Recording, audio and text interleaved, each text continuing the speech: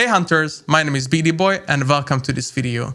To keep up with all the Hunt related news, please make sure to follow us on social media, so Facebook, Twitter, Instagram and TikTok, as well as subscribe to our YouTube channel to get all the latest video updates from us. Today we would like to provide more details regarding the monetization in Hunt. We know that there have been a lot of questions in the past few months, so to help me answer all these questions, today I have with me Hans, our publishing manager. How are you doing, Hans? Doing good, Ben. Thank you. How are you? I'm good too. And we have a lot to talk about today. So let's just dive into it and let's answer all the questions from the community. To start the whole conversation off, let's talk about why we had made some of the monetization changes last year, such as the change of Bloodborne prices or the in-game pop-up messages for different sales and different items. Could you tell us about this, Hans? For any game, you can only sell a finite number of copies. So before it would become an unstable revenue source, we had to move away from this reliance and make sure we got a better revenue stream from our DLC and our Bloodborne item. For the last 4 years, we supported Hunt with a lot of free updates. We want to keep doing that for years. We simply know from any game that eventually this source becomes less. If we don't do that, we at some point can't support Hunt anymore. Last year, we performed an extensive data review surrounding our monetization, our economy, and our revenue. Too many Bloodbornes were being pumped into the economy. We did this on purpose. We want to give people incentives to look into legendary items and to play for that. But it came to a point that by far the majority of Bloodbornes in the economy were given away, and only a very small percentage was being sold. Could you tell us what are the implications of that? It's a steady source of revenue that supports us in our ability to release free content updates and keep the game going. What we saw, however, is that it was one of our lowest sources of revenue, and that if we would not make changes, it would become unsustainable. On average, for every 100 Bloodbornes that we gave away, we sold only 10 Bloodbornes. In some cases, that even meant that for some of the items we released, we were losing money instead of making money. So obviously, sustainability is super important for every game out there. But then how did we decide to go on with these changes that we implemented? So to keep it sustainable for the long term, we had two options. The economy was already in a very bad state. So we either had to basically introduce a completely new currency, which would mean that all new items we release would be sold for a new currency. And in the long run, the Bloodborne would become worthless, or we make gradually smaller changes. This is what we eventually did.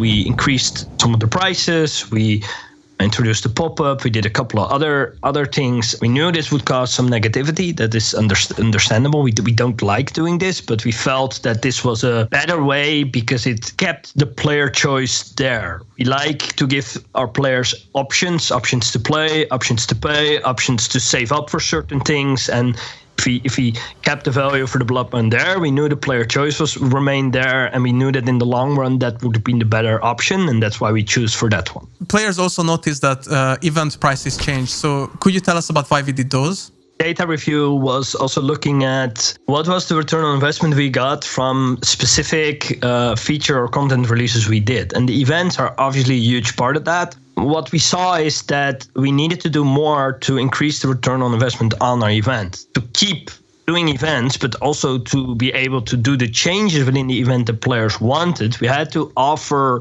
more options during the events to spend, and that also meant increasing the prices for the event items. We also introduced some changes to our DLCs. Could you tell a bit about that as well to us? On the side of the DLC, we saw that our revenue source was also pretty low, but it was a little higher and more stable than our Bloodborne. So we decided to make it a more steady and bigger source to release more DLCs and to increase the prices. Part of that is because of the revenue. Part of that is also because we started offering way more discounts than we used to. For a long time, we haven't even discounted our DLC or not much. Now we discount DLCs almost every week, and we offer bundle discounts every week.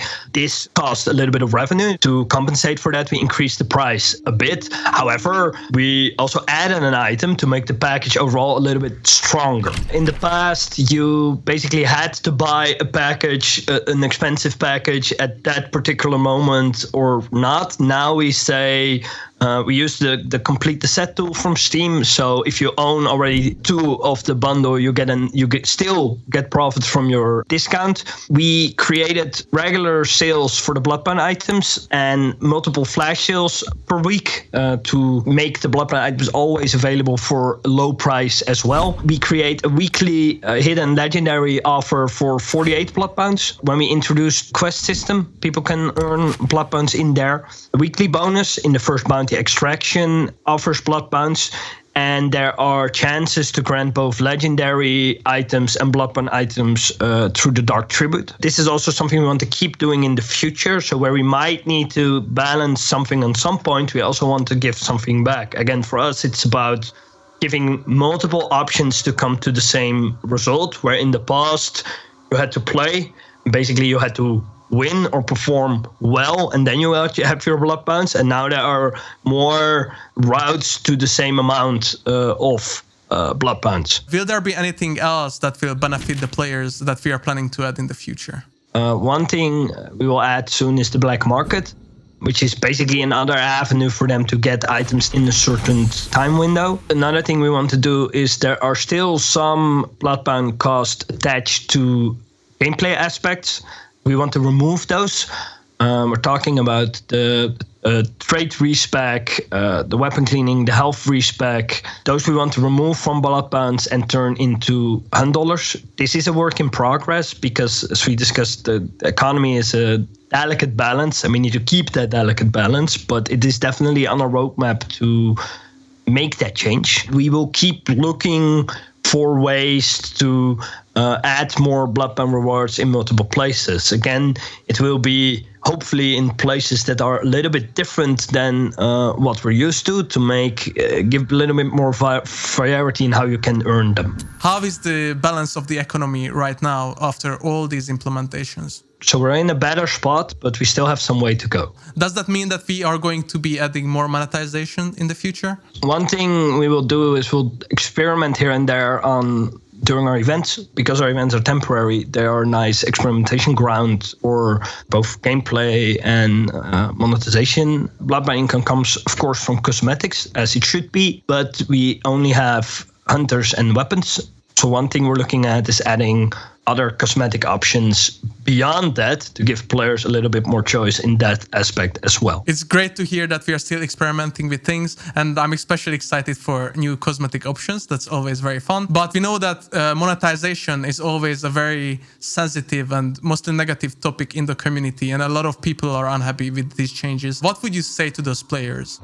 That's important that we hear from you so we can take that into consideration. When we do make a mistake, please remember that we don't do that because we are money hungry, but because we're humans. We want Hunt to be around for a very long time. We know it can grow, and we have a lot of plans for how we can make it grow. And to be able to do that, we need to be able to sustain the game. And because of that, this is a necessary thing. But whatever we do, we always want it to be with player choice in mind, without it affecting anything on the core gameplay, so you can keep playing in the way that you want to play. Our communication around this topic definitely could have been better, and this is also why we're making this video. Please keep giving that kind of feedback, and if necessary, we do a follow-up video on this. I cannot wait for that. Always happy to make videos with you. As Hans already mentioned, if you still have any questions, please make sure to ask it in the comments below. Ask us on Discord and we will try to answer you. And if we need to, we will create a follow-up video or blog to this as well. Please make sure to always follow us on all social media channels to get the latest news, and subscribe to our YouTube channel because we are always happy to see you here. And with that being said, Hans, thank you for joining me today. Thank you for having me. I hope it was a fun experience, and see you all in the bayou. See Hans in the bayou as well. And bye-bye, everyone. Thank you. Bye-bye. Thank you.